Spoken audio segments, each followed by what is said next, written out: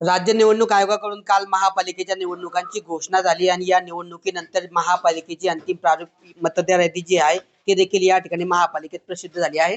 आपण आता जळगाव महापालिकेतील 14व्या मजल्यावर अभिलेखा कक्षामध्ये आहोत आणि या ठिकाणी नागरिकांच्या सोयीसाठी जे आहे प्रभाग निहाय जे आहे या ठिकाणी अंतिम मतदार प्रारूप याद्या ज्या आहेत त्या या ठिकाणी प्रसिद्ध करून ठेवण्यात आलेल्या आहे. आपण हे बघू शकतो की प्रत्येक रॅकच्या प्रत्येक कंपार्टमेंटमध्ये प्रभाग क्रमांक लिहिलेला आहे.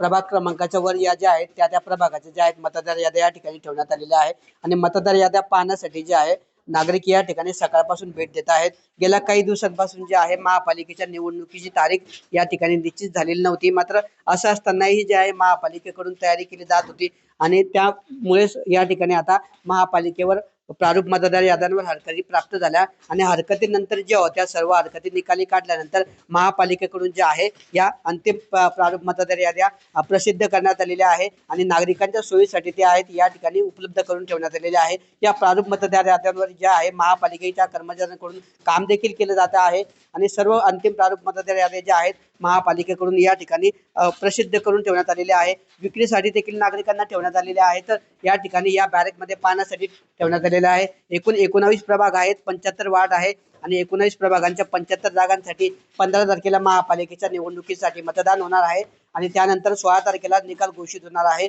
एकंदरीत या महापालिकेच्या निवडणुकीची घोषणा झाल्यानंतर या महापालिकेच्या निवडणुकीसाठी महापालिका प्रशासन तयारीला लागलेलं आहे आणि एकंदरीतच निवडणुकीसाठी महापालिका प्रशासन सज्ज असल्याचं आपल्याला पाहायला मिळतं आहे.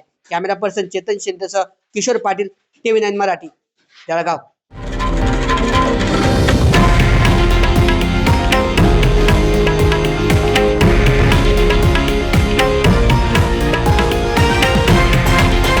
हे आहे देशातील नंबर 1 न्यूज नेटवर्क आणि आपण पाहत आहात TV9 मराठी, एकमेव.